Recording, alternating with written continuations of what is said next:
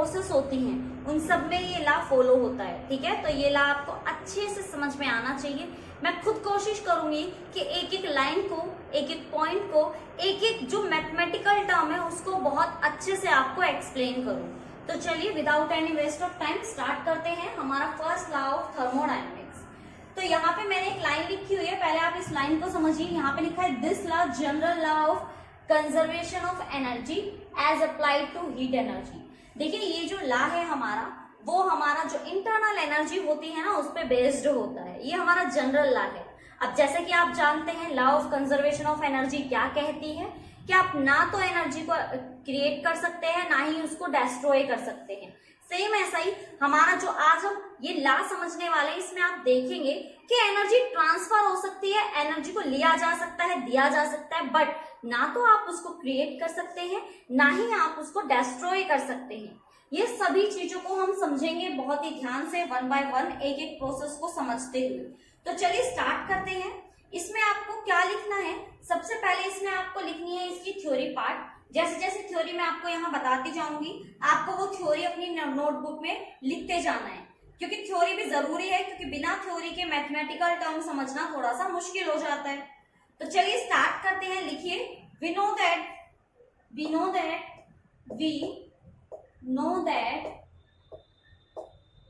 internal energy of the system is U। ये तो हमने अभी पढ़ा था कि जो इंटरनल एनर्जी होती है सिस्टम की उसको आप किससे शो करते हैं, U से शो करते हैं। Can change through two modes of energy transfer. Can change through two modes of, यानी कि दो तरीके हैं, टू मोड्स ऑफ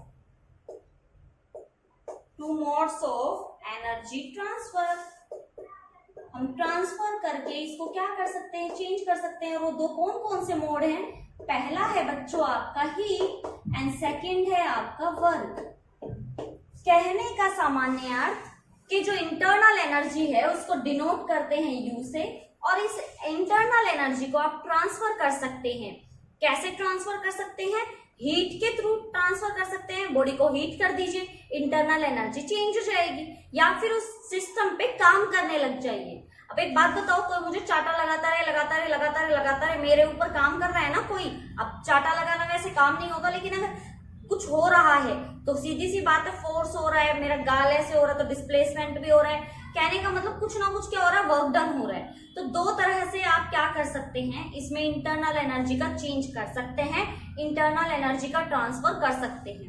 तो इंटरनल एनर्जी के बाद आपको क्या याद रखना है, कुछ टर्म्स आपको याद रखनी है। अब मैंने कहा ना कि यहाँ पे हम कुछ ना कुछ क्या करेंगे, चेंज करेंगे, ट्रांसफर करेंगे। तो अब आप देखिए यहाँ पे आपके पास तीन वैल्यू है, डी क्यू, डी यू और D W. D Q, D you और डी डब्ल्यू। अब डी क्यू क्या है?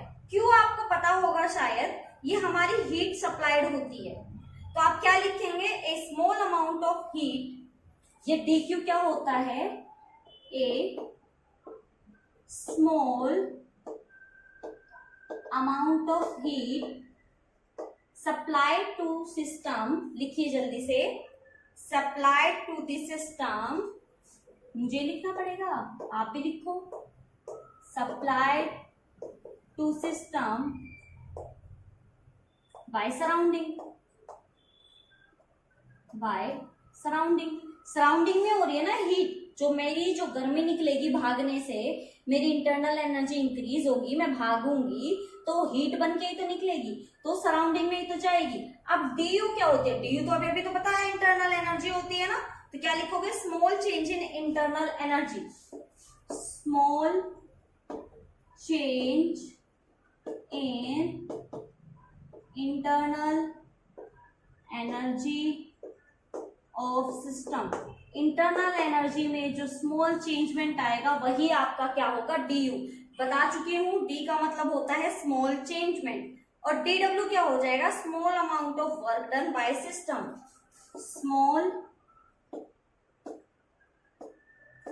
amount of work done by system on the surrounding,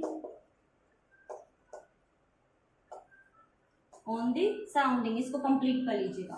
तो ये तीनों टर्म हमने पढ़ ली। अब इन तीनों टर्म से हमें क्या पता लगा कि जब कोई हीट ट्रांसफर होती है तो वो डिपेंड करती है उसकी इंटरनल एनर्जी पर और कितना वर्क उस बॉडी पर किया गया है उस पर। ये होता है आपका फर्स्ट लॉ ऑफ थर्मोडायनामिक्स। ये आपकी मैथमेटिकल टर्म है, उसको कैसे आपको डिफाइन करना है वो लिखवा दिया है। डेफिनेशन कुछ नहीं है इसकी, सिर्फ आप ये कह सकते हैं कि जो इंटरनल एनर्जी होती है उसको दो मोड से क्या किया जा सकता है, ट्रांसफर किया जा सकता है। टू मोड्स उसके कौन कौन से होते हैं, एक तो हीट होती है और एक वर्क डन होता है। हीट बाहर निकलना या फिर उस सिस्टम के ऊपर क्या कर देना, काम कर देना। तो फर्स्ट लॉ ऑफ थर्मोडायनामिक्स का जो फॉर्मूला होता है या मैं कहूं जो मैथमेटिकल टर्म होती है वो होती है आपकी डी क्यू, यानी कि जो भी आपकी हीट सप्लाई हो रही है सराउंडिंग में, बाहर अंदर जो भी जा रही है वो इक्वल होती है आपकी डी यू के और आपके डी डब्ल्यू के। डी यू क्या होती है, small change in internal energy, और डी डब्ल्यू क्या होती है, amount of work done by system of the surrounding. तो ये चीजें हैं, ये टर्म्स हैं आपकी जो आपको क्या करना है, याद रखना है। इस इंटरनल एनर्जी को आप कोई भी काम करके इंक्रीज या डिक्रीज कर सकते हैं, वो डिपेंड करता है कि आपको किस तरह से काम को लेना है। देखिए इसमें क्या होगा, अब आप देखेंगे कि ये जो हमारे पास हीट ट्रांसफर हुई है ये किस किस तरह से हमारी जो भी वैल्यू आएगी उसको पॉजिटिव भी कर सकती है और उसको नेगेटिव भी कर सकती है। जस्ट पहले माइंड में एक बात फिक्स कर लीजिए, हमें सबसे पहले फर्स्ट लॉ के बारे में पता होना चाहिए, फर्स्ट लॉ ऑफ थर्मोडायनेमिक। उसके बाद आपको क्या पता होना चाहिए कि ये चेंज की जा सकती है दो मोड से, हीट एंड वर्क। अब उसका जो फॉर्मूला होता है वो मैंने लिखवा दिया, D Q equal to D you plus D W, जिसमें से डी क्यू क्या होती है, a small amount of heat supply to the system by surrounding, D U आपकी इंटरनल एनर्जी में चेंजमेंट है, डी डब्ल्यू आपका वर्क डन है जो भी सिस्टम पर किया गया है सराउंडिंग के द्वारा। देखिए इस बात को समझिए, सराउंडिंग का मतलब क्या होता है। जैसे कि हम लोग कुकर पे क्या रखते हैं, मान लीजिए मैंने राइस बॉईल होने के लिए रखे, तो अगर मैं कुकर को सिर्फ साइड में रख दूं किसी टेबल पे, क्या राइस आपके बॉईल हो जाएंगे? समझिए इस चीज को, क्या राइस बॉईल होगा? तो आप कहेंगे नहीं, राइस बॉईल नहीं होगा, उसको टेम्परेचर चाहिए, यानी कि उसको हीट चाहिए। तो वही तो समझाने की कोशिश कर रही हूं कि हीट कहाँ से आएगी, सराउंडिंग से ही तो आएगी, और वो सराउंडिंग की हीट किसको देंगे हम, कुकर को। वो कुकर हमारे लिए सिस्टम का काम करेगा, यानी कि हम वर्क डन कर रहे हैं कुकर पे, किसके द्वारा, सराउंडिंग की वजह से। सराउंडिंग में चाहे आप उसको चूल्हे पे रखिए या आप उसको गैस पे रखिए या फिर आप उसको माइक्रोवेव में रखिए या फिर आप उसको सोलर कुकर में रखिए, इस बात से कोई इफेक्ट नहीं पड़ता। मेन बात यहाँ पे क्या है कि वो सिस्टम का काम करेगा, और जहां से गर्मी आएगी, जहां से हीट आएगी, जहां से आपको टेम्परेचर मिलेगा, वो आपका क्या होगा, वही आपका होगा आपकी सराउंडिंग, क्योंकि सराउंडिंग से ही काम होगा। तो ये जो हमने यहाँ पे फॉर्मूला लिखा है ना, फर्स्ट लॉ ऑफ थर्मोडायनामिक्स, इसमें सब कुछ चेंज हो सकता है, कुछ भी नेगेटिव हो सकता है, कुछ भी पॉजिटिव हो सकता है। ये हमारे लिए बहुत ज्यादा जरूरी है कि हमारा जो ये सिस्टम है कब पॉजिटिव होगा और कब आपका ये नेगेटिव होगा, क्योंकि जब तक आपको यही नहीं पता होगा कि कोई भी जो यहाँ पे हमने वैल्यू लिखी है वो कैसे पॉजिटिव हो जाएगी और कैसे नेगेटिव हो जाएगी, यही आपके लिए मेन काम है हमारे फर्स्ट लॉ ऑफ थर्मोडायनामिक्स का। क्योंकि अगर ये समझ में आपको नहीं आया तो फिर थोड़ी सी दिक्कत हो सकती है, क्योंकि अगर इस पे थोड़ा सा कंसेप्चुअल क्वेश्चन आएगा ना 1 या फिर 2 मार्क्स का, तो वो आपका क्या हो सकता है, इस पर डिपेंड कर सकता है, क्योंकि थोड़ी सी थ्योरी जानना आपके लिए क्या हो सकती है, जरूरी हो सकती है। अब आपको एक बात मैं बता देना चाहती हूँ कि जो लॉ है आपका, ये आपके जो भी नेचर के भी प्रोसेस होते हैं ना, कोई भी प्रोसेस उन सब पे फॉलो करता है। दूसरी बात, ये स्टेट पे डिपेंड नहीं करता। स्टेट मतलब कौन से स्टेट है आपके सिस्टम की, सॉलिड है, लिक्विड है, गैस है, इस बात से इसका कोई लेना देना नहीं है। ये अपना काम करता रहता है, किस तरह से इंक्रीज होगा, किस तरह से डिक्रीज होगा, किस तरह से पॉजिटिव वैल्यू आएगी, किस तरह से नेगेटिव वैल्यू आएगी, ये सिर्फ अपना काम करता रहता है। ठीक है, तो चलिए अब हमारे मैंने कुछ यहाँ जो पॉइंट्स लिखे हुए हैं इसको वैसे बोलते हैं साइन कन्वेंशन। साइन कन्वेंशन क्यों बोलते हैं इसको? क्योंकि मैंने अभी अभी कहा ना यहाँ पे कुछ वैल्यू पॉजिटिव और कुछ नेगेटिव हो जाती है, तो वो कैसे पता लगेगा, कैसे साइन का पता लगेगा कि जो सिस्टम है उसके ऊपर काम हो रहा है या फिर उससे काम लिया जा रहा है, आपकी वैल्यू पॉजिटिव होगी या नेगेटिव होगी, इस बात को हमें यहाँ पे फाइनल करना है। तो चलिए वन बाय वन अपने सिस्टम को देखते हैं कि सिस्टम में क्या क्या चेंजमेंट आ रहा है और किस तरह से हम उसको आराम से डिफाइन कर सकते हैं। तो चलिए शुरू करते हैं हमारे फर्स्ट पॉइंट पे।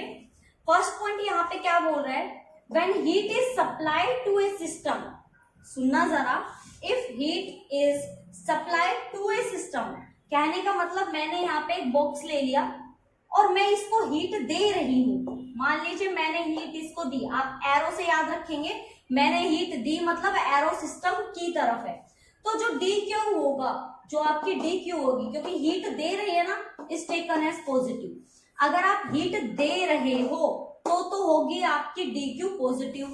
When heat is drawn from the system, d q taken as negative. अगर सिस्टम में से हीट निकल रही है तो डी क्यू क्या होगा आपका, नेगेटिव। अब इसको समझिए, मैंने चाय बनाना शुरू किया, ठीक है, जब मैंने चाय को बनाना शुरू किया तो मैंने चाय को हीट दी, मैंने गैस चलाई ना, गैस ऑन करते ही हीट किसको मिलेगी, उस सिस्टम के अंदर जो जो भी पार्टिकल्स है, यानी कि जो भी दूध है, पानी है, चाय पत्ती है, चीनी है, जो भी है उन सबको हीट मिलेगी, तो जो हमारा डी क्यू होगा वो पॉजिटिव माना जाएगा। लेकिन अब चाय बन चुकी है, मैंने चाय को छलनी से छान के कप में डाल के एक साइड रख दिया।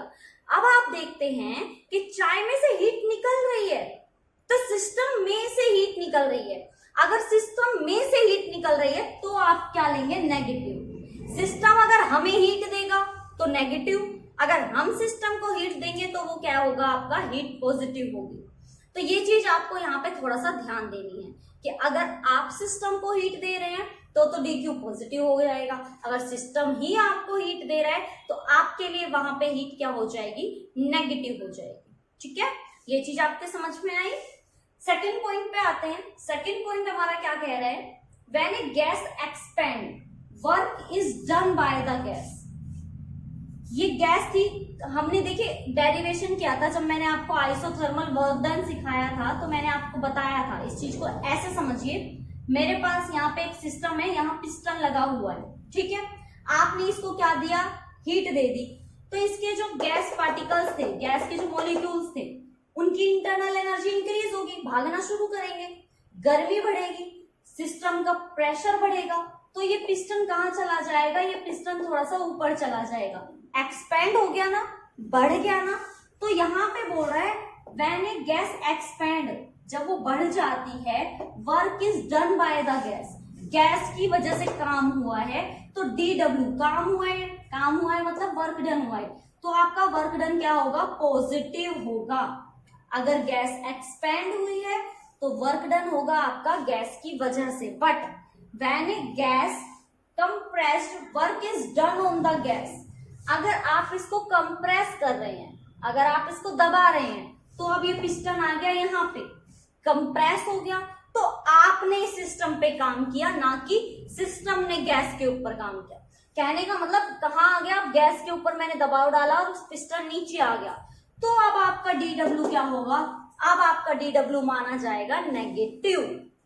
ये चीज यहाँ पे समझने की है कि अगर आप गैस पे काम कर रहे हैं तो नेगेटिव, और गैस खुद पे काम कर रही है और एक्सपेंड हो जाती है, बढ़ जाती है, तो वो आपकी मानी जाती है पॉजिटिव। तो ये था हमारा सेकंड पॉइंट। फर्स्ट पॉइंट ने क्या कहा था, फर्स्ट पॉइंट ने यहाँ पे कहा था कि अगर आपकी हीट निकल रही है, सुनना, निकल रही है तो नेगेटिव और आप दे रहे हैं तो पॉजिटिव। सेकंड वाले ने वर्क डन से रिलेटेड क्या कहा, अगर गैस खुद खुल जाती है, एक्सपेंड हो जाती है तो पॉजिटिव, और अगर आप उस पर दबाव लगा के उसको नीचे दबाने की कोशिश करेंगे तो वो आपकी हो जाएगी नेगेटिव। तो ये दो पॉइंट है जो आपकी फर्स्ट लॉ ऑफ थर्मोडायनामिक्स से रिलेट करते हैं। अब आते हैं हमारे थर्ड पॉइंट की तरफ कि हमारा जो थर्ड पॉइंट है वो हमें क्या बताएगा हमारे फर्स्ट लॉ ऑफ थर्मोडायनामिक्स के बारे में। तो अब इस चीज को भी थोड़ा सा ध्यान से समझिए। यहाँ पे क्या बोल रहे हैं, when temperature of a gas increase. अब बात करेंगे हम टेम्परेचर के बारे में। मान लीजिए मैंने इस सिस्टम के अंदर गैस ली थी और मैंने हीट देना शुरू कर दिया, गर्मी देनी शुरू कर दी, मैंने इसको टेम्परेचर दे दिया। तो जब आप टेम्परेचर को इंक्रीज करते हैं तो इस मॉलिक्यूल्स की, जो इसमें गैस थी, उनके मॉलिक्यूल्स की इंटरनल एनर्जी क्या हो जाती है, इंक्रीज।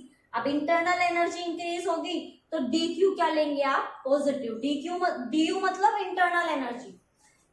टेम्परेचर जो है वो आपकी इंटरनल एनर्जी के डायरेक्टली प्रोपोर्शनल होता है। टेम्परेचर को बढ़ाया, du बढ़ेगा, तो du बढ़ रहा है तो पॉजिटिव होगा। लेकिन when temperature of a gas decrease, अगर आपने डिक्रीज किया तो अब रूल क्या बोलेगा, ये डिक्रीज तो ये भी डिक्रीज, तो ये आपका क्या हो जाएगा, नेगेटिव। तो आपका जो du होगा टेकन एज नेगेटिव। ये थे आपके साइन कन्वेंशन जो आपके फर्स्ट लॉ ऑफ थर्मोडायनेमिक्स पे क्या करते हैं, डिपेंड करते हैं। अगर आपके ये लॉ याद है तो आपको ये पॉइंट्स याद करने होंगे, क्योंकि यही पॉइंट्स वो पॉइंट्स हैं जो आपको एक्चुअल में ये बताएंगे कि किस तरह से सिस्टम को अपना अपना काम करना होता है, कब पॉजिटिव लेंगे, कब नेगेटिव लेंगे। ठीक है, क्योंकि अगर आपने यहाँ गड़बड़ की तो एक माइनस का साइन आपके लिए मुसीबत खड़ी कर सकता है। आपको ये सब पता होना चाहिए कि किस तरह से आपके जो पॉइंट्स हैं वो आपके काम करेंगे पूरे के पूरे सिस्टम पर। ये चीज आपके समझ में आई, ठीक है ना। अब हम बात करते हैं कि जो हमारा ये फर्स्ट लॉ ऑफ थर्मोडायनेमिक्स होता है, ये अच्छे से याद हो गया ना, देख लेना फर्स्ट लॉ क्या है, सॉरी फर्स्ट पॉइंट क्या है, सेकंड पॉइंट क्या है, थर्ड पॉइंट क्या है। फर्स्ट हीट के बारे में बात करता है, कब पॉजिटिव कब नेगेटिव। आप अगर लोगे सिस्टम से तो नेगेटिव, आप अगर दोगे सिस्टम को तो पॉजिटिव। सेकंड बात करता है वर्क डन के बारे में, अगर आपने सिस्टम पे वर्क डन किया और उसको दबाया, कंप्रेस्ड किया तो नेगेटिव। गैस खुद अपनी खुशी से ऊपर की तरफ आ रही है, एक्सपैंड हो रही है तो पॉजिटिव। फिर बात करें इंटरनल एनर्जी के बारे में, इंटरनल एनर्जी चेंज होती है टेम्परेचर की वजह से। अगर आपने टेम्परेचर को इंक्रीज किया तो इंटरनल एनर्जी इंक्रीज, तो आपकी ये पॉजिटिव आएगा। टेम्परेचर को डिक्रीज करोगे तो इंटरनल एनर्जी भी डिक्रीज हो जाएगी और यहाँ पे du क्या आएगा आपका, नेगेटिव। अब बात करते हैं क्या ये जो फर्स्ट लॉ है ये वर्थलेस है, इसका कोई यूज नहीं है, तो बता दूं इसके बहुत से यूज हैं। यूज कौन कौन से हैं, अपनी कॉपी निकालो, पेन निकालो, फटाफट से बोलती जा रही हूँ, उसको नोट डाउन करो, जल्दी करो बच्चों, क्योंकि मेरे पास स्पेस नहीं है बट आपके पास बहुत स्पेस है और आपके माइंड में भी स्पेस होना चाहिए। तो फर्स्ट लिखो कि हमारा जो ये थर्मोडायनामिक्स है, ये किसी भी, ये जो हमारा फर्स्ट लॉ ऑफ थर्मोडायनामिक्स है, does not depends on state of the system. System की स्टेट पे डिपेंड नहीं करता कि आपका स्टेट जो है सॉलिड है, लिक्विड है या फिर गैस है, उसका कोई मायने नहीं रहता है कि वो किस तरह का है, वो सबके ऊपर क्या होता है, काम करता है। यानी कि वो तीनों फेस पे, तीनों मैटर के फेस पे क्या करेगा, काम को करेगा। तो फर्स्ट क्या हुआ, does not depends on state of the matter. ये चीज याद हो गई, याद हो गई। अब ये जो हमारा लॉ है ये basically law of conservation of energy है, क्योंकि जब जब आप सिस्टम को इंक्रीज डिक्रीज करेंगे तो अगर ये डिक्रीज हुआ तो यहाँ का इंक्रीज हो जाएगा, यहाँ का इंक्रीज होगा तो यहाँ का डिक्रीज हो जाएगा। तो ये law of conservation of energy को क्या करता है, फॉलो करता है। और जितने भी नेचर होंगे प्रोसेस, जितने भी नेचर में प्रोसेस होंगे वो सारे के सारे आपके फर्स्ट लॉ ऑफ थर्मोडायनेमिक्स पे डिपेंड करेंगे। ठीक है, अब बात करते हैं इसके बारे में कि जैसा कि आपने देखा जीरोथ जो लॉ था वो हमारा टोटली डिपेंड करता था टेम्परेचर पे, वो टेम्परेचर को शो करता था। तो हमारा जो ये फर्स्ट लॉ ऑफ थर्मोडायनेमिक्स है, it totally depend of internal energy of the system. ये इंटरनल एनर्जी पे डिपेंड करेगा कि जो इंटरनल एनर्जी होती है सिस्टम की वो किस तरह से काम करती है, वो किस तरह से अपनी वैल्यू को रिगेन कर सकती है और हटा सकती है। ठीक है, चौथी बात आप इसमें ये याद रखेंगे कि जो हमारी फर्स्ट लॉ ऑफ थर्मोडायनेमिक्स है, it is based on dq, du, dw। ये आपको मैथमेटिकल टर्म से दिखाई भी दे रहा है कि जो हमारा फर्स्ट लॉ है वो सिर्फ तीन चीजों पे बेस्ड होता है, dq, du एंड dw। तो ये आपको याद रखना है, ये 4 पॉइंट है आपके, जहां जहां पे आपके जो फर्स्ट लॉ ऑफ थर्मोडायनेमिक्स है वो क्या करता है, काम करता है। आई होप आपके ये पूरा का पूरा सिस्टम बहुत अच्छे से समझ में आ गया होगा। अगर आपको कहीं पे कोई भी किसी भी तरह की प्रॉब्लम हो, कहीं पे भी कोई भी एक पॉइंट समझ में ना आ रहा हो, तो आप मुझसे कमेंट करके पूछ सकते हैं, मैं जरूर आपको बताऊंगी। बट हाँ, इस बात की श्योरिटी रहे कि आपको ये पूरा का पूरा समझ में आ गया कि सिस्टम किस तरह से काम करता है, कब पॉजिटिव होगा, कब नेगेटिव होगा, कब हम काम कर रहे हैं, कब गैस काम कर रही है। ये सारा का सारा सिस्टम आपको याद होना चाहिए, तभी आप इस टॉपिक को पूरा कंप्लीट कर सकते हैं। ओके, तो चलिए फिर बात करेंगे अब हमारे next first law of thermodynamics के एप्लीकेशन के बारे में। एप्लीकेशन बहुत ज्यादा इंपॉर्टेंट है, पहले ही बता दूं, क्योंकि फर्स्ट लॉ आना जरूरी था तो मैंने फर्स्ट लॉ पहले करा दिया, इसके साइन कन्वेंशन करा दिए हैं। साइन कन्वेंशन अब हम एप्लीकेशन में यूज करेंगे, इसलिए साइन कन्वेंशन भी आपको बहुत अच्छे से आने चाहिए कि सिस्टम में कब DQ पॉजिटिव नेगेटिव होगा, कब DU पॉजिटिव नेगेटिव होगा और कब आपका DW पॉजिटिव और नेगेटिव होगा। क्योंकि एप्लीकेशंस में टोटली जो काम होता है वो आपका इस फॉर्मूले का है और टोटली साइन कन्वेंशन का है। अब वो आपको देखना है कि पॉजिटिव है या नेगेटिव। तो चलिए शुरू करते हैं हमारी एप्लीकेशंस में हम देखेंगे कि हमारा first law of thermodynamics different process पे कैसे कैसे काम करता है। तब तक फटाफट से इसके नोट्स बना लीजिए, एक एक पॉइंट्स को लिख लीजिए, एग्जांपल्स लिख लीजिए, और जो मैंने 4 पॉइंट आपको अलग से बताए हैं कि इसका यूज कहाँ कहाँ होता है, वो चारों भी नोट्स में जरूर लिख लीजिएगा। कुछ नहीं पता कहाँ से क्या पूछ लिया जाए तो आपको आना चाहिए। तो चलिए फिर स्टार्ट करते हैं हमारा application of first law of thermodynamics. हाँ, तो भाई हमने सीख लिया है कि हमारा फर्स्ट लॉ ऑफ थर्मोडायनामिक्स क्या होता है, अच्छे से एक एक टर्म्स को पता कर लिया है। ये भी देख लिया है कि हमारा जो सिस्टम होता है, अगर हम उस पर कोई भी वर्क करते हैं या फिर गैस खुद से वर्क करती है तो हमारा जो भी सिस्टम होता है उस पर हीट, इंटरनल एनर्जी और वर्क डन का क्या इफेक्ट होता है। ये सारी टर्म्स हम बहुत अच्छे से एक एक चीज को डीपली जाकर देख चुके हैं। तो अब हमें क्या करना है, अब हमारा ऐसा कौन सी टॉपिक है जिस पे हमें काम करना है। तो भाई सिर्फ आपकी इंटरनल एनर्जी से किसी भी फर्स्ट लॉ ऑफ थर्मोडायनामिक्स को समझना एनफ नहीं है, अब आपको उसको अप्लाई करके देखना होगा। इस चीज को कुछ इस तरह से समझिए, जब कभी न्यूटन सर ने अपने तीनों लॉ दिए होंगे, first law of motion, second law of motion and third law of motion, तो क्या उन मोशंस के बारे में जानने के बाद आपने ये नहीं देखा कि जो हमारा फर्स्ट लॉ है वो कौन से सिस्टम पे किस तरह से काम करता है, थर्ड लॉ क्या कहता है, सेकंड लॉ क्या कहता है। हमने सभी की एप्लीकेशंस देखी, हमने देखा कि जो थर्ड लॉ होता है उस पे किस तरह से अगर कोई भी पर्सन गन लेके खड़ा है और फायर करता है तो जितना बुलेट आगे की तरफ जाएगी उतना ही हाथ भी पीछे की तरफ जाता है, यानी कि हमारा थर्ड लॉ ऑफ मोशन क्या होता है, फॉलो होता है। ये मैं आपको इसलिए बता रही हूँ ताकि आप समझ पाएं कि किसी भी लॉ को इसलिए नहीं बनाया जाता कि उसको बुक्स में रखा जाए, बच्चे उसको पढ़ें फिर एग्जाम में लिख के आए। किसी भी लॉ को एक्सपेरिमेंटल करने के बाद बुक्स में रखा जाता है बच्चों को बताने के लिए कि एग्जैक्टली जो लॉ है वो कहाँ कहाँ काम करता है, कौन से फंक्शंस पे काम करता है, किस किस प्रोसेस में उस लॉ का मेन मोटिव होता है। तो हमने एप्लीकेशंस देखनी है, क्योंकि लॉ तो हम देख चुके हैं कि हमारा जो फर्स्ट लॉ ऑफ थर्मोडायनामिक्स होता है उसकी फर्स्ट जो उसकी मैथमेटिकल टर्म है वो भी हम समझ चुके हैं। मैथमेटिकल टर्म क्या आई थी हमारी फर्स्ट लॉ ऑफ थर्मोडायनामिक्स की, dq is equal to du plus dw। अब हमारे पास एक मैथमेटिकल टर्म आ चुकी है, अब हमें सिर्फ ये देखना है कि हमारा कोई भी जो प्रोसेस है उस पे ये लॉ किस तरह से काम करता है, किस तरह से फोकस करता है और उसको हम किस तरह से डिफाइन कर सकते हैं। यानी कि अब हम सीखेंगे applications of first law of thermodynamics. अब आपको यूज करना सीखना है कि फर्स्ट लॉ ऑफ थर्मोडायनामिक्स का कैसे कैसे काम होता है। तो चलिए स्टार्ट करते हैं हमारा फर्स्ट लॉ ऑफ थर्मोडायनामिक्स। जैसा कि मैंने यहाँ पे बोर्ड पे लिखा हुआ है, हमारे पास जो प्रोसेस होती थी ना, हमारी प्रोसेस कौन कौन सी थी, आइसोथर्मल, एडियाबैटिक, आइसोकोरिक, आइसोबारिक, जिनमें हमारा कोई भी एक मैक्रोस्कोपिक स्टेट वेरिएबल क्या रहता है, कांस्टेंट। मैक्रोस्कोपिक स्टेट वेरिएबल कौन कौन से थे हमारे, प्रेशर, वॉल्यूम और टेम्परेचर। सभी प्रोसेस में एक एक स्टेट वेरिएबल क्या रहेगा हमारा, चेंज होता रहेगा। चेंज होता रहेगा मतलब एक कांस्टेंट रहेगा, बाकी चेंज होते रहेंगे। तो हमें सिर्फ ये देखना है हमारे सभी एक एक करके प्रोसेस में किस तरह से हमारा एक स्टेट वेरिएबल कांस्टेंट रहता है और किस तरह से हमारा फर्स्ट लॉ ऑफ थर्मोडायनामिक्स उस पे काम करता है। तो चलिए सबसे पहले हम जानेंगे हमारे फर्स्ट प्रोसेस को, जो कि है हमारा आइसोथर्मल प्रोसेस। जब मैंने आपको आइसोथर्मल प्रोसेस कराया था तो मैंने आपको बताया था कि आप इसके नाम से ही पता लगा सकते हैं, क्योंकि जहां पे भी किसी के आगे वर्ड आ जाए आइसो, आइसो का मतलब होता है सेम, सेम, थर्मल मतलब टेम्परेचर, यानी कि सेम टेम्परेचर।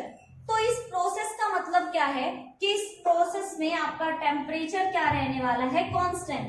जैसे कि मैंने आपको कहा, हम सभी प्रोसेस में एक एक टर्म को क्या रखेंगे, कांस्टेंट, बाकी के दोनों स्टेट वेरिएबल क्या होंगे, चेंज, यानी कि प्रेशर, वॉल्यूम चेंज। अगर यहाँ पे टेम्परेचर चेंज हो रहा है तो बाकी का सिस्टम क्या हो जाएगा, आपका चेंज हो जाएगा। अब समझिए इसकी डेफिनेशन क्या कहती है।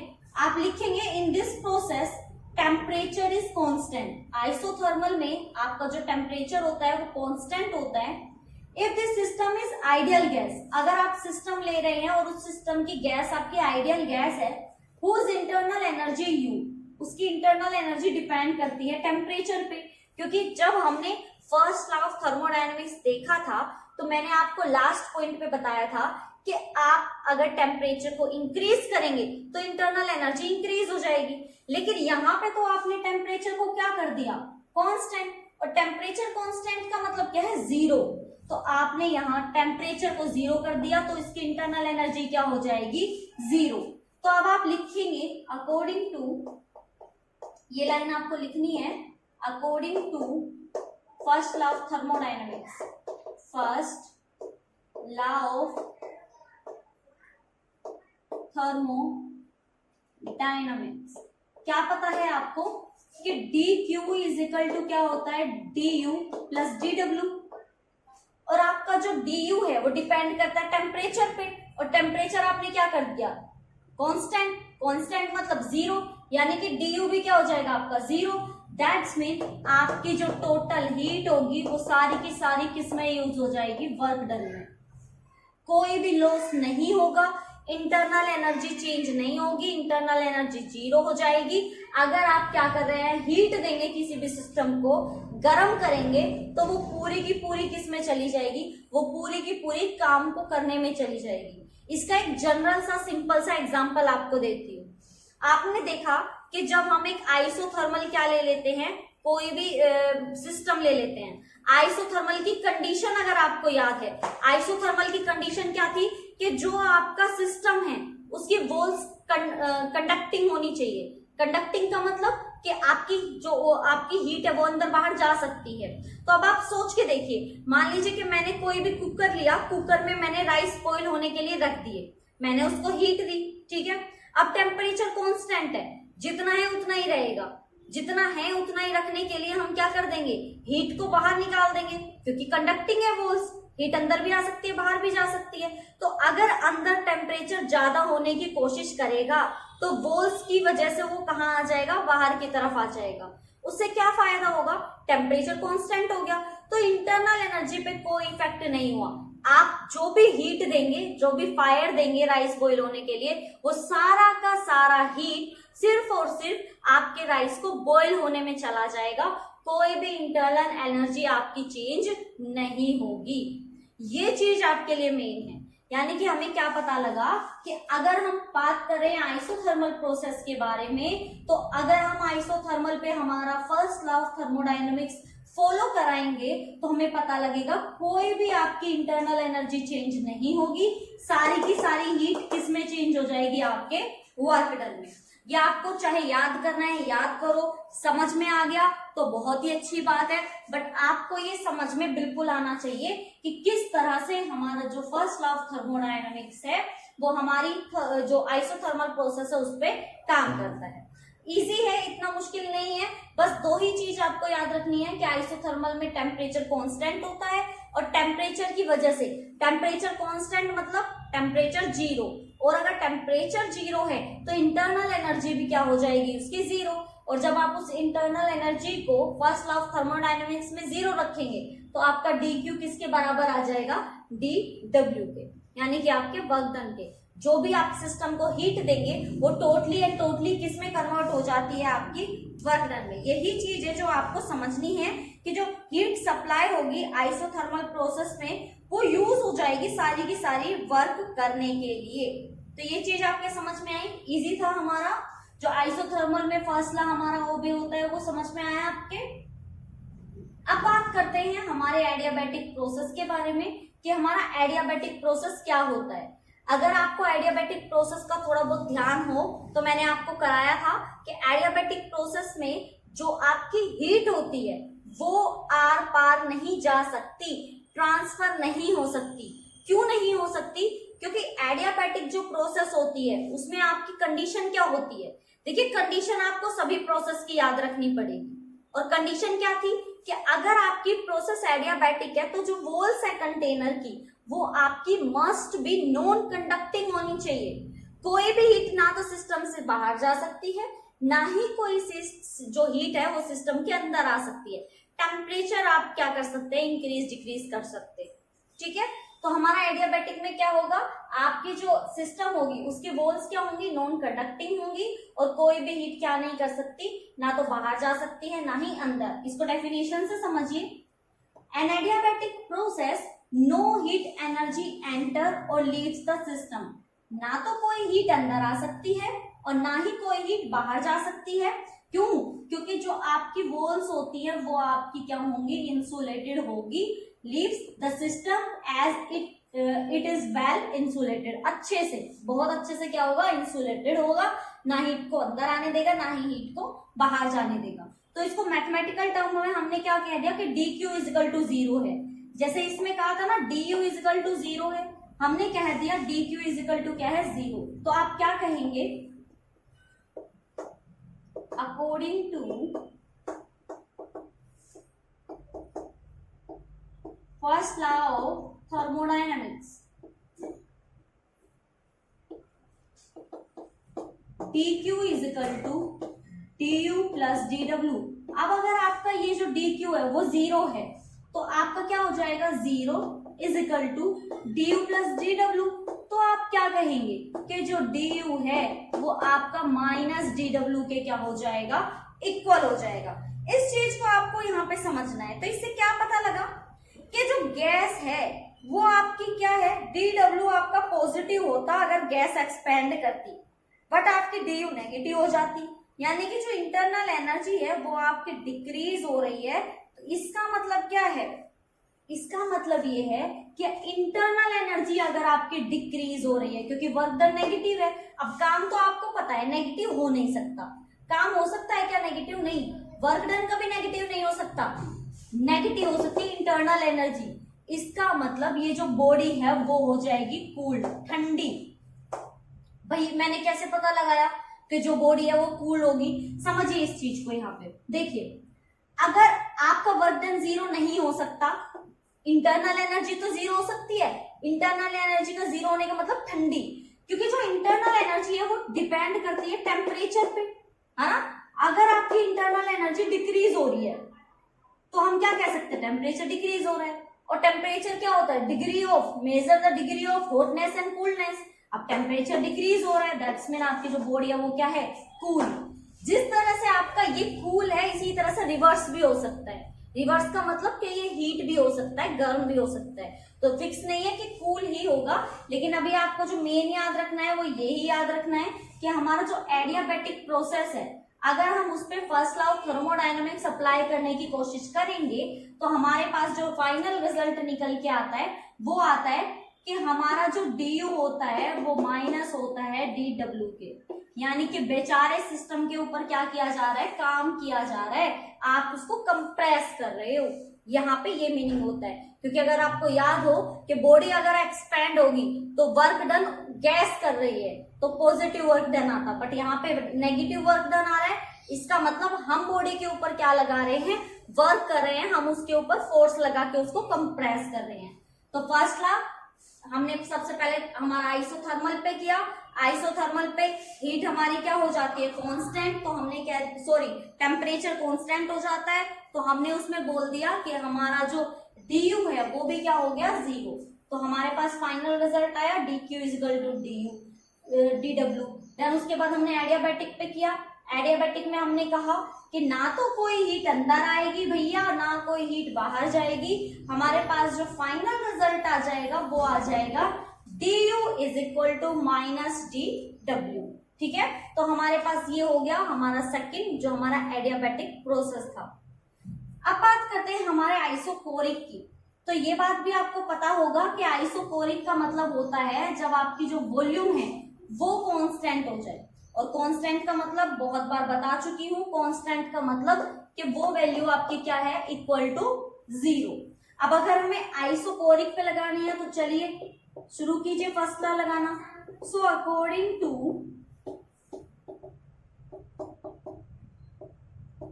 फर्स्ट लॉ ऑफ थर्मोडायनेमिक्स, क्या कहता है हमारा फर्स्ट लॉ? हमारा फर्स्ट लॉ कहता है dq is equal to du plus dw। अब आप कहेंगे कि मैम यहाँ पे तो हमने du को 0 कर दिया, समझ में आया, du यहाँ पे रखा, dq dw के बराबर आ गया, इसमें आपने कहा कि हीट 0 हो जाएगी। ठीक है, तो हमने हीट को 0 कर दिया, du हमारा नेगेटिव ऑफ dw आ गया, बट यहाँ पे तो वॉल्यूम आ गई, और हमारे फर्स्ट लॉ ऑफ थर्मोडायनेमिक्स में कहीं पे भी वॉल्यूम दिख ही नहीं रही है, तो हम वॉल्यूम को कहाँ 0 रखे? इसका मतलब क्या आइसोकोरिक जो प्रोसेस होता है उसमें फर्स्ट लॉ फॉलो नहीं होता? जबकि हमने जब फर्स्ट लॉ पढ़ा था तो हमने बहुत अच्छे से बताया था कि नेचर में जितने भी प्रोसेस होंगे उन सब में हमारा फर्स्ट लॉ फॉलो होगा, तो क्या हमारा आइसोकोरिक में नहीं होगा? तो भाई बिल्कुल होगा, लेकिन होगा जब आपको पता होगा कि फर्स्ट लॉ में वॉल्यूम कहाँ छुपी हुई है। तो इसको जरा ध्यान से देखिए, जब मैंने आपको डेरिवेशन कराया था तब मैंने आपको बताया था कि बेटा वर्क डन किसके इक्वल होता है, तो आपने कहा था PdV, लास्ट में निकल के आया था, याद करो डेरिवेशन कराया था, क्योंकि जो आपका वर्क डन होता है फोर्स इनटू डिस्प्लेसमेंट, याद करो फोर्स क्या होता है, प्रेशर इनटू एरिया, कराया था मैंने। तो अगर हमारा वर्क डन जो है प्रेशर इंटू dV होता है और V मेरा 0 है, इसका मतलब मेरा वर्क डन 0 है, और अगर वर्क डन 0 है तो रखो 0। हमारी सारी की सारी हीट सिर्फ और सिर्फ इंटरनल एनर्जी को इंक्रीज करने में चली गई, सिस्टम पे ना तो काम हुआ ना सिस्टम ने कोई काम किया, काम हुआ ही नहीं, सारी की सारी जो हीट थी, यानी कि जो ये हमने हीट दी किसी भी सिस्टम को, वो सारी की सारी कहाँ चली गई, वो सारी की सारी आपकी इंटरनल एनर्जी को इंक्रीज करने में चली गई, एंड वाइस वर्सा, यानी कि जो भी आप इंटरनल एनर्जी को इंक्रीज करेंगे वो उसकी हीट एनर्जी को इंक्रीज करने में चली जाएगी। तो कहने का मतलब यहाँ पे क्या है, कहने का मतलब है कि जब आइसोकोरिक होता है तो वॉल्यूम आपके 0 हो जाती है, और वॉल्यूम 0 किसकी वजह से होती है, आपके वर्क डन की वजह से, क्योंकि वर्क डन का ही फॉर्मूला होता है PdV, यानी कि आपकी वॉल्यूम अगर आप 0 रखते हैं इसका मतलब आपकी जो टोटल आपने पूरी तो हीट दे दी सिस्टम को, सारी की सारी हीट दे दी, लेकिन कोई काम नहीं हुआ, जो उस सिस्टम के अंदर मॉलिक्यूल्स थे सिर्फ उसकी इंटरनल एनर्जी इंक्रीज हो गई, उससे ज्यादा उसमें कुछ भी नहीं हुआ, ये पता लगा हमें। देन उसके बाद जो हमारा लास्ट है जिसको आप क्या बोलते हैं, साइक्लिक प्रोसेस। अब हम पढ़ेंगे उसके बारे में कि ये जो हमारा साइक्लिक प्रोसेस है वो किस तरह से काम करता है। तो इसको समझिए जरा सा, ये कह रहा है इन दिस प्रोसेस, साइक्लिक का मतलब क्या होता है, साइकिल, अगर आपने साइकिल को देखा हो तो कैसे चलती है, साइकिल का पहिया, मान लीजिए मैंने साइकिल के पहिए पे कहीं पे एक निशान लगा दिया, जब वो साइकिल चलती है तो एक चक्कर पूरा करने के बाद वो निशान दोबारा से वहीं आ जाता है। तो साइक्लिक प्रोसेस भी आपकी वही होती है, जो प्रोसेस आपकी क्या हो जाए, रिटर्न हो जाए या फिर आपकी दोबारा से रिवर्स हो जाए, वही आपकी साइक्लिक प्रोसेस होती है। तो देखिए in this process system returns to initial state, जहां निशान लगाया था, जहां से स्टार्ट किया था, घूम के दोबारा वहीं पे ही आ जाता है, तो इनिशियल स्टेट पे वापस आ जाता है after any number of change, चाहे वो कितने ही चेंज करे, साइकिल चलती रहेगी वापस आएगा, साइकिल चलती रहेगी वापस आएगा।